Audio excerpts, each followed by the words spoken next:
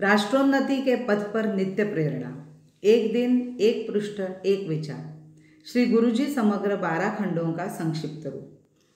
24 फरवरी 2006 से 18 फरवरी 2007 तक संपूर्ण देश में श्री गुरुजी जन्म शताब्दी का आयोजन किया गया था। श्री गुरुजी जन्म शताब्दी समारोह समिति के माध्यम से श्री गुरुजी के विचारों का प्रचार प्रसार करने वाले अनेकों कार्यक्रम संपन्न हुए। नित्य प्रेरणा के माध्यम से अंतर्मुखी व अंतर्गत शताब्दी समारोह की चिंतन सामग्री उपलब्ध हुई है। परम पूज्य श्री गुरुजी के द्वारा रखे गए शाश्वत विचार आत्मीयता, ममता व लोकहित भावना के द्वारा सर्वात्म भाव की जागृति करते हैं। नित्य जीवन की छोटी छोटी कृतियों में उन विचारों का आचरण उतारने का सौभाग्य हम सबको मिले, इस उद्देश्य से नित्य प्रेरणा, एक दिन, एक पृष्ठ, एक विचार राष्ट्रोन्नति के पथ पर भारतीय विचार साधना पुणे द्वारा प्रकाशित किया गया है। मैं डॉक्टर श्रीमती स्वाति सदानंद गोडबोले इन विचारों के एक पृष्ठ को प्रतिदिन वाचन के माध्यम से आप तक पहुंचाने का प्रयास कर रही हूँ। यह प्रकाशित विचार हमें प्रतिदिन प्रेरणा देते रहेंगे। आज दिनांक 21 मई का विचार। स्वतंत्रता की रक्षा हेतु संगठन आवश्यक। आज लोग कहते हैं कि हमने अंग्रेजों को भगा दिया है, पर वास्तव में तो वे स्वयं चले गए हैं। जब शत्रु चला जाता है तब लोग कहते ही है कि उसके रहने की हिम्मत नहीं पड़ी, पर सत्य तो यह है कि वे गए और आज उनके जाने पर लोग कहते हैं कि अब आत्मरक्षा की, संगठन की आवश्यकता नहीं है। जैसे यदि किसी गांव में किसी विशेष रोग का प्रादुर्भाव न हुआ हो और लोग कहे कि वर्जिश मत करो, खाना पीना चाहे जैसा खाओ, पर ऐसा करना तो ठीक नहीं होता। सर्वमान्य नियम तो जीवन को हमेशा सुव्यवस्थित रखने का है। यह बात परिस्थिति भली हो या बुरी, प्रतिकूल हो या अनुकूल, पर अपना कार्य तो ऐसा स्वरूप निर्माण करने का है जिसने विच्छेद संभव ही न हो सके। मैंने कुछ वर्ष पहले इंग्लैंड की अवस्था का वर्णन पढ़ा था। इंग्लैंड एक स्वतंत्र देश है। उस पर तब किसी आक्रमण का भय नहीं था। उसके लोग एक बड़ा साम्राज्य चलाते थे। उस समय वहाँ एक ऐसी अवस्था निर्माण होने लगी जिससे समाज की सुसंपन्नता एवं एकरूपता पर धक्का पहुँचता।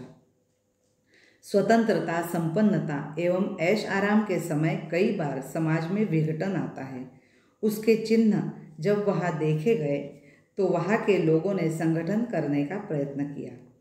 उसके लिए सब मतों के लोग, राजनीतिक नेता से लेकर तथाकथित राजा, सम्राट तक सबने रुचि ली और स्वार्थभाव के प्रयत्नों को नष्ट करने में सफलता प्राप्त की। इसीलिए पिछली लड़ाई में वे लड़ सके। सभी वैभव संपन्न समाजों के लिए यही बात होती है, परंतु हमारे देश में लोग कहते हैं कि अब काहे के लिए कार्य करें, आराम से रोटी दाल खाए और यदि वह न मिले तो हवा पर रहे, पर कार्य क्यों करें। इतिहास ने भी इसे स्पष्ट किया है। रण में जाकर शत्रु को परास्त कर लौटने वाले पृथ्वीराज चौहान जब ऐश आराम से घर में पड़े तो शत्रु ने उन्हें भी समाप्त कर दिया। आज हम मान भी ले कि हमने अंग्रेज़ों को भगा दिया है, पर ऐसी अवस्था निर्माण करना तो ठीक नहीं है कि अब कोई दूसरा शत्रु आ जाए। परकीय के सामने तो उससे अधिक बलशाली बनने की आवश्यकता है।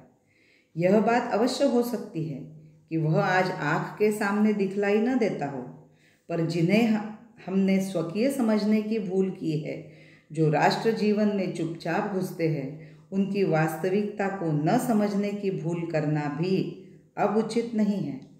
समाज भी विच्छिन्न अवस्था, नग्न स्वरूप से हमारे सामने है।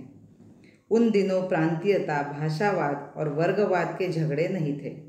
तब वे झगड़े होते भी तो हम कह देते थे कि अंग्रेज़ों की चाल है।